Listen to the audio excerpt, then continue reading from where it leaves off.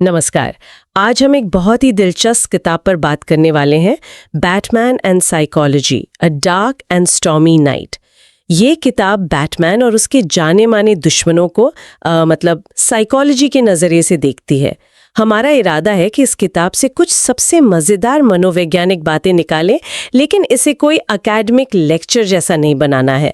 तो चलिए गोथम शहर के किरदारों के मन की गहराइयों में उतरते हैं। बिल्कुल। और ये किताब दिखाती है कि कैसे ये कॉमिक बुक के किरदार जो काल्पनिक हैं असल में मनोवैज्ञानिक विचारों को समझने का एक जरिया बन सकते हैं। हम देखेंगे कि भाई बैटमैन का किरदार है, उसके डर हैं, उसके दुश्मन, ये सब कैसे मेंटल हेल्थ, ट्रॉमा और पर्सनालिटी की जो उलझन है उन्हें दिखाते हैं। हाँ, तो शुरुआत करते हैं बैटमैन के उस मूल सदमे से, उसके माँ बाप की हत्या।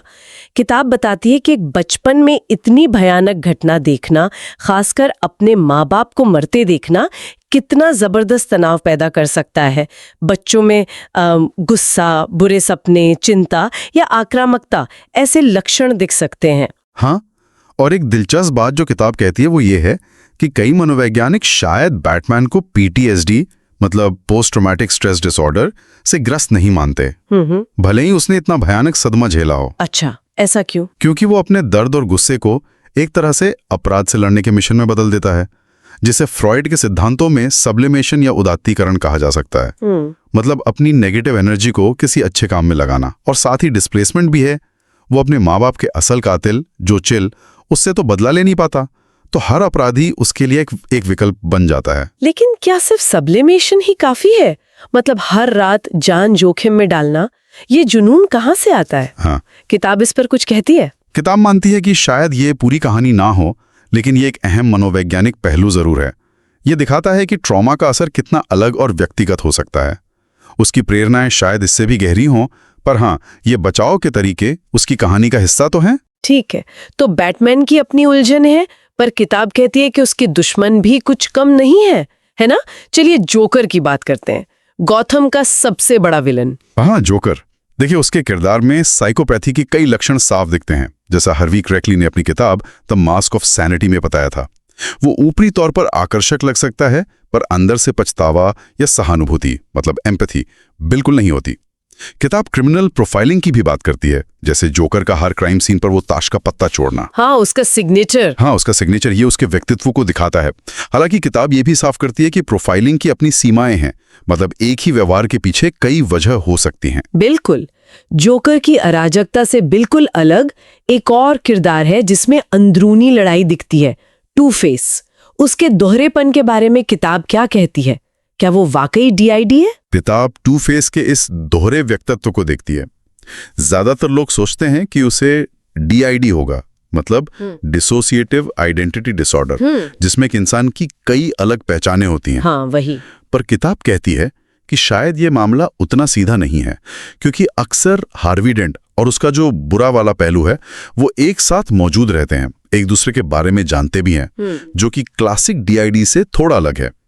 किताब आर्खम असाइलम कॉमिक का उदाहरण देती है, जहां थेरेपीज एक तरह की शेपिंग तकनीक से उसे ठीक करने की कोशिश होती है, पर अंत में लगता है कि शायद वो खुद ही एक नैतिक चुनाव करता है, और ये थेरेपी से होने वाले अनपेक्षित परिणामों पर भी सवाल उठाता है, जिसे याट्रोजेनेसिस कहते हैं। याट्रोजेनेसिस मतलब जब इलाज ही समस्या बढ़ा दे। हाँ बिल्कुल, जब मदद करने की कोशिश अनजाने में नुकसान कर दे। वाह, ये तो सोचने वाली बात है। अच्छा, और जटिल रिश्तों की बात करें तो हार्वी क्विन, उसका जोकर के प्रति जो जुनून है।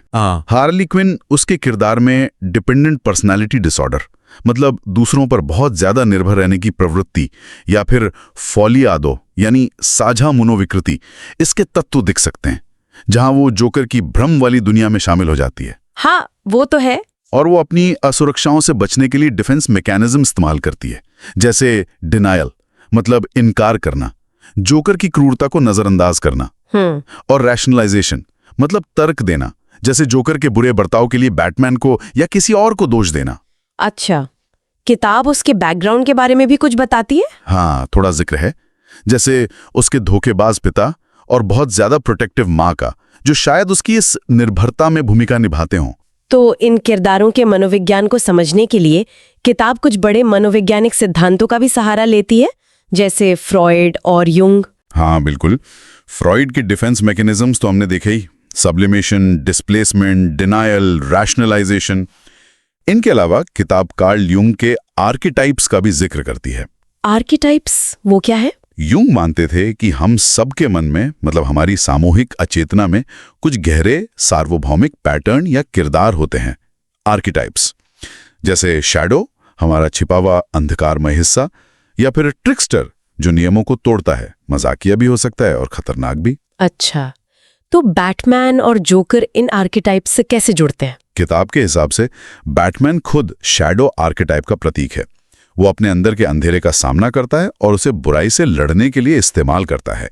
और जोकर, वो तो ट्रिक्स्टर का एक क्लासिक उदाहरण है, अराजक, अप्रत्याशित। तो ये किरदार सिर्फ काल्पनिक एक्शन हीरो या विलन नहीं है, बल्कि वे गहरे मनोवैज्ञानिक पैटर्न दिखाते हैं।